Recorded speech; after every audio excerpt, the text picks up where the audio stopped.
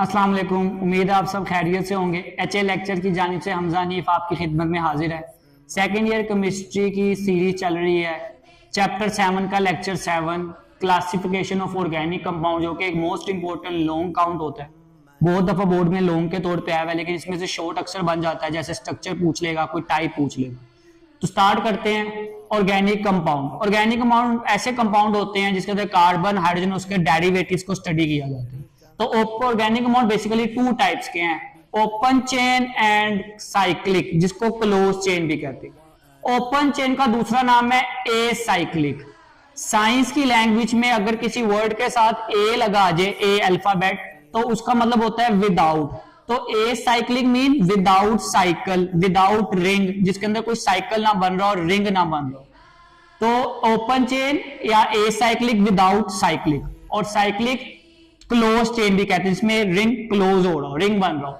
तो open chain वो ऐसे ऑर्गेनिक कंपाउंड होते हैं जिसमें पहला और आखिरी कार्बन डायरेक्ट अटैच नहीं हो रहे।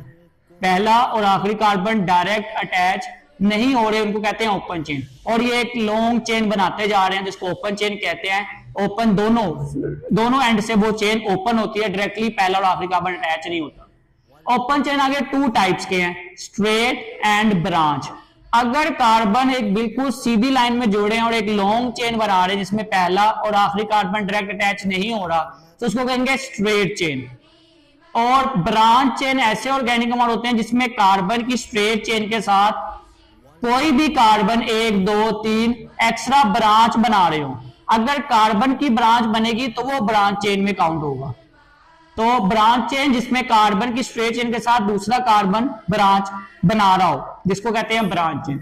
एग्जांपल्स अगर आप देखें तो ये स्ट्रेट चेन की पहली एग्जांपल है एन ब्यूटेन। एन जैसा कि पहले बताया गया स्ट्रेट चेन को कहते हैं।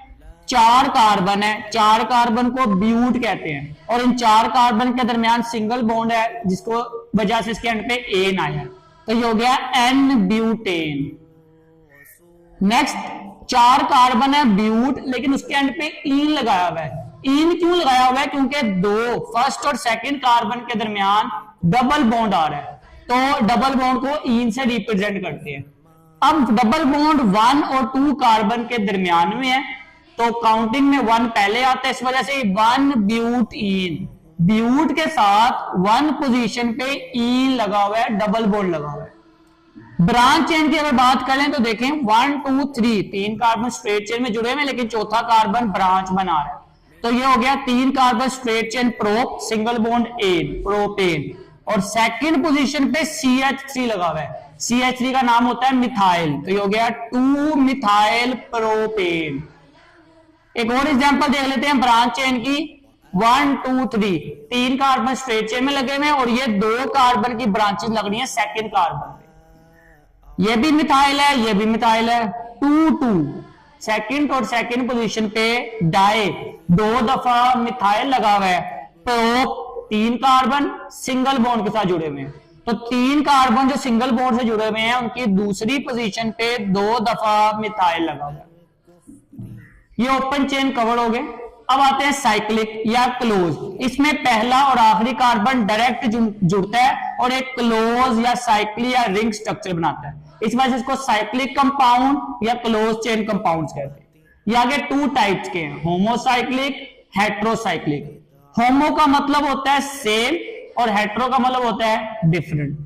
होमोसाइक्लिक मीन ऐसे क्लोज चेन कंपाउंड जिनके अंदर सेम एटम हो, होमो सेम एटम हो, मतलब सिर्फ कार्बन एटम हो, तो उनको होमोसाइक्लिक कहते हैं।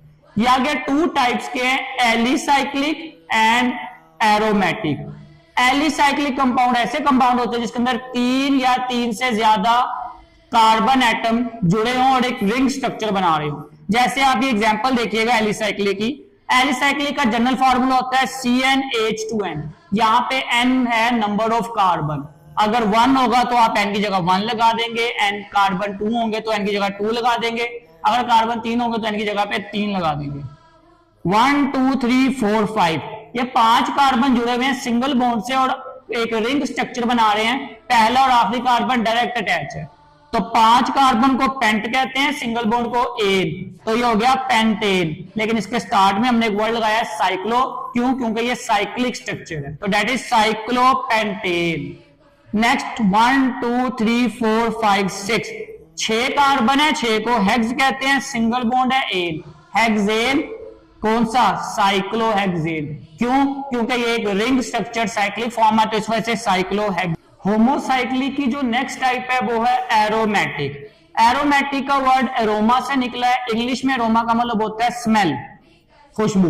तो एक केमिस्ट्री के अंदर स्पेशल क्लास है जो अपनी स्मेल से पहचानी जाती है, और वो उस क्लास को एरोमेटिक कंपाउंड कहते हैं, और वो है बेंजीन। तो एरोमेटिक कंपाउंड ऐसे कंपाउंड होते हैं जिनके अंदर कम से कम एक बेंजीन रिंग हो, एटलीस्ट 1 बेंजीन रिंग, कम से कम एक बेंजीन रिंग हो। एक से ज्यादा हो सकते हैं जितने मर्जी, लेकिन एक कम से कम होना जरूरी है, तब भी वो एरोमेटिक होगा।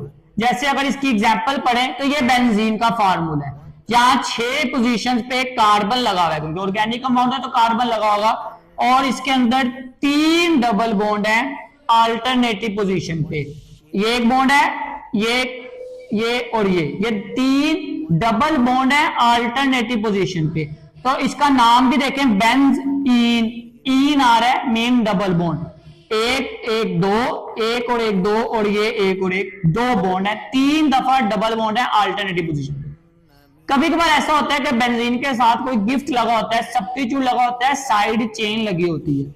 जैसे इस केस में ये बेंजीन है, इधर CH3 लगा हुआ है, तो इसका नाम हो सकता है मिथाइल बेंजीन। लेकिन अगर इसका स्पेशल नेम यूज करें जो कि बोर्ड में आता है नाम के साथ, तो वो है टोलीन, इसके एंड पे भी इन लगा हुआ है। लास्ट पे कभी कभार बेंजीन रिंग आपस में डिफ्यूज हो जाते हैं, डायरेक्टली मिल जाते हैं, डिफ्यूज हो जाते हैं 2 3, तो उसको भी एक स्पेशल टाइप है। जैसे ये 2 बेंजीन जुड़े हुए हैं, इसका नाम है नेफ्थालीन, इसके एंड पे भी इन आ रहा है, डबल बॉन्ड प्रेजेंट है। लास्ट जो टाइप है वो है हेट्रोसाइक्लिक। हेट्रो का मतलब होता है डिफरेंट। अब अगर साइक्लिक कंपाउंड के अंदर कार्बन के अलावा कोई और एटम आ जाए, कार्बन के अलावा अदर देन कार्बन एटम आ जाए, तो वो डिफरेंट हो जाएगा, तो इसको कहेंगे हेट्रोसाइक्लिक। हेट्रोसाइक्लिक जिसकी एग्जांपल में फ्यूरन है, पायरेडीन है। ये देखें यहां पे C लगा हुआ है, C, लेकिन 5th पोजीशन पे O लगा हुआ है। ये बुक में बॉन्ड जोड़ा नहीं हुआ, उसके साथ ही बनाया हुआ, जबकि रियल में ये बॉन्ड जुड़ा होता है, और ये O लगा हुआ है, C, यहां पे N, C और C, तो ये अदर देन कार्बन आ गया, तो ये हो गया पायरीडीन। ये इंपॉर्टेंट MCQs के पॉइंट ऑफ व्यू से। हेट्रोसाइक्लिक आगे सैचुरेटेड और अनसैचुरेटेड का। सैचुरेटेड जिसके अंदर कार्बन की वैलेंसी फुलफिल होती है, कार्बन ने 4 के 4 बॉन्ड बनाए होते हैं, बॉन्ड फ्री नहीं होता। जबकि अनसैचुरेटेड में कार्बन ने 2 या 3 बॉन्ड बनाए होते हैं, जिसका 1 या 2 बॉन्ड फ्री होते हैं। वो आगे 2 तरह के हैं, aromatic and non aromatic. Aromatic वही कम से कम एक बेंजीन रिंग हो। नॉन एरोमेटिक ऐसे कंपाउंड होंगे जिसके अंदर कोई बेंजीन रिंग नहीं है, उसको कहेंगे नॉन एरोमेटिक। फॉर एग्जाम्पल अगर आप इस बेंजीन से ये 3 बॉन्ड रिमूव कर दें, रेड वाले जो डबल बनाए हुए हैं, तो ये कन्वर्ट हो जाएगा नॉन एरोमेटिक में, अदर देन बेंजीन। जब तक 3 अल्टरनेटिव डबल बॉन्ड होंगे तो वो एरोमेटिक है, बेंजीन है। लेकिन अगर उसमें से बॉन्ड निकाल देंगे वो तो हेक्सेन बन जाएगा।